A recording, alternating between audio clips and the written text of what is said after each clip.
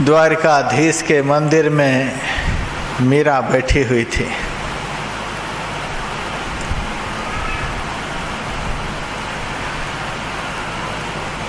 भगवान श्री कृष्ण मीरा के सामने प्रकट हो गए। मीरा से कहा, मीरा, आज तुम्हारी भक्ति से मैं बहुत प्रसन्न हूँ। तुम्हारी जो इच्छा हो मेरे से मांग लो। मीरा कहती है, जल्दी जल्दी में आए हो और कहते हो जो इच्छा हो मांग लो। सोच विचार करके मैं आपसे मांगूंगी। दुनिया के लोग तो तुरंत मांग लेते हैं, मांगते ही रहते हैं, कभी मांग खत्म नहीं होती। इसीलिए भगवान भी दुनिया के लोगों से डरते हैं, उनके सामने नहीं प्रकट होते। ये तो मांगते ही रहेगा, सब दिन परेशान ही करेगा। ऐसी चीज कभी मांगेगा ही नहीं कि मांगना सदा के लिए खत्म हो जाए, कि यह तो मांगता ही रहेगा। भगवान से, भगवान के दर्शन को छोड़कर यदि और कुछ मांगेंगे तो सब दिन मांगते ही रहेंगे। तो मीरा कहती है, सोच विचार करके मांगूंगी। कल 12 बजे आप आ जाएंगे, फिर मैं बताऊंगी। भगवान अंतर्धान हो गए। मीरा की सहेलियां कहती हैं, मीरा सही में तू पगली हो गई हो। सारी दुनिया के मालिक भगवान आज तुम्हारे सामने वरदान देने को आए और तूने कह दिया कल 12 बजे आ जाना। भगवान इतने सस्ते हैं कि जब चाहो तब बुला लो। मीरा कहती है, भगवान यदि सस्ते नहीं तो मीरा भी सस्ती नहीं है। जिस भक्ति के आकर्षण से आकृष्ट होकर आज भगवान मेरे सामने आए, वह भक्ति मीरा के अंदर से चली नहीं गई है, अभी है वह भक्ति। और भक्ति में मैग्नेट पावर है, चुंबकीय शक्ति है। अभी वह भक्ति हम लोगों ने किया है कहाँ कि भगवान आकृष्ट होकर आ जाएं।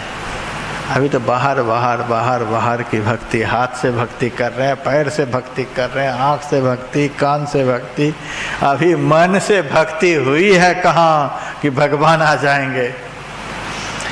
वह भक्ति मीरा के अंदर से नहीं गई है। और कल भगवान आएंगे और 12 बजे भगवान आएंगे। प्रधानमंत्री, राष्ट्रपति तो समय देते हैं 4 बजे आऊँगा, और कितने 4 बज जाते हैं। भगवान जब प्रसन्न होते हैं तो एक क्षण भी देर नहीं लगाते। ऐसा नहीं कि जब डीएम कहेंगे कि अब फ्लाइट को, हेलीकॉप्टर को लैंड करने दो, यहाँ की सारी व्यवस्था दुरुस्त है, फिर वे नीचे उतरेंगे। सो बात नहीं। परमात्मा को दूसरे की व्यवस्था की कोई आवश्यकता नहीं। परमात्मा को किसी का डर नहीं। परमात्मा को किसी का डर नहीं। और जिस भक्त ने परमात्मा का दर्शन कर लिया, उस भक्त को भी दुनिया में किसी का डर नहीं।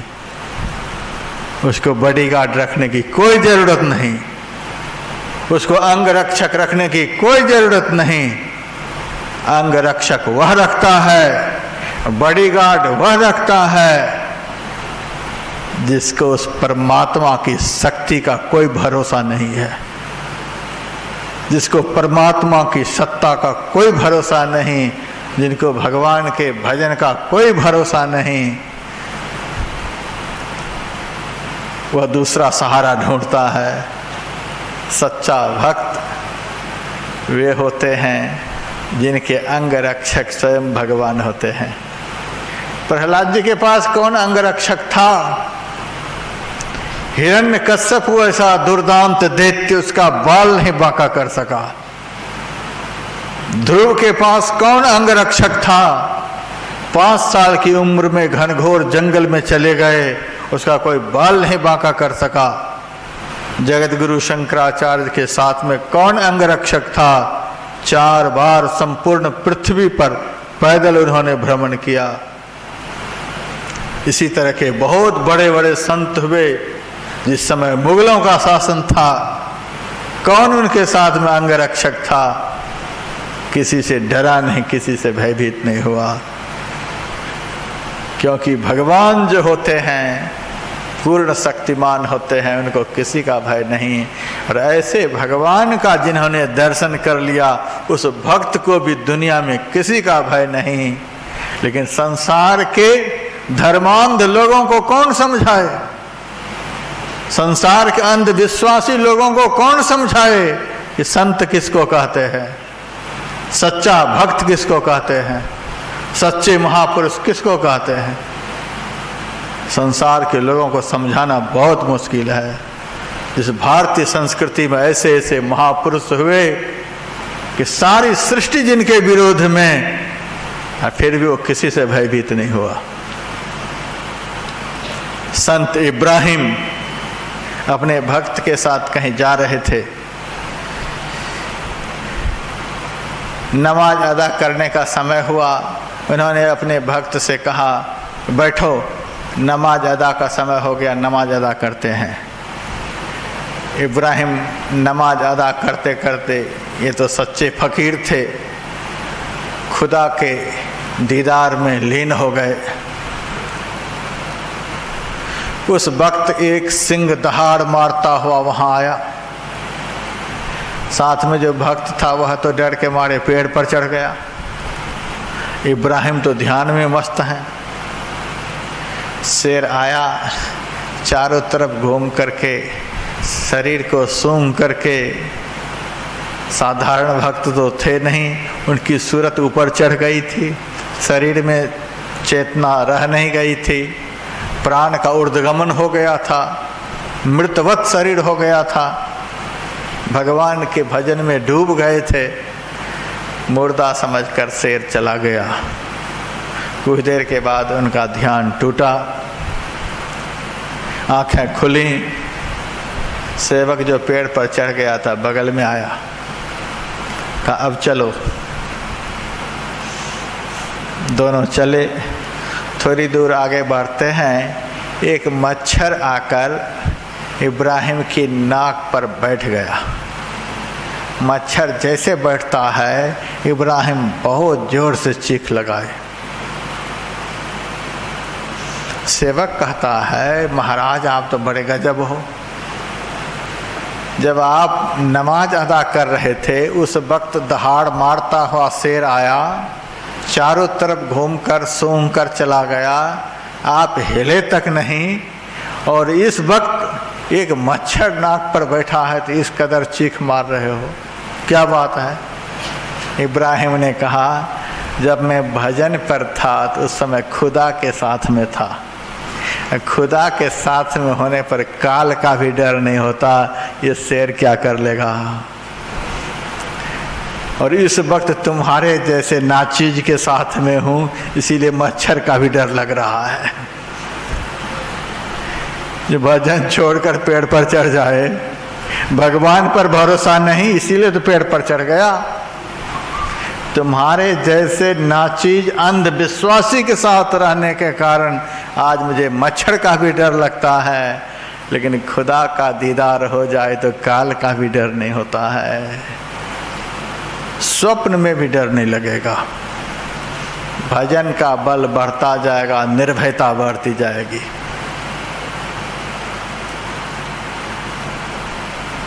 तो भगवान जब पधारते हैं तो कोई देर नहीं लगती है, क्योंकि उनको किसी का डर है ही नहीं, 1 मिनट में प्रकट हो जाते हैं। मीरा कहती है कल 12 बजे पधारेंगे, समय से पधारेंगे। ठीक दूसरे दिन भगवान 12 बजे पधारे।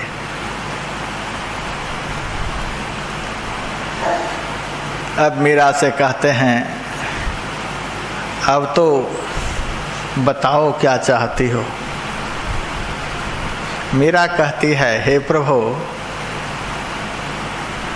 आपका दर्शन हो जाने के बाद यदि भक्त को पाने के लिए कुछ बाकी बच जाता है तो जो बाकी बच जाता है वह मुझे दे दो।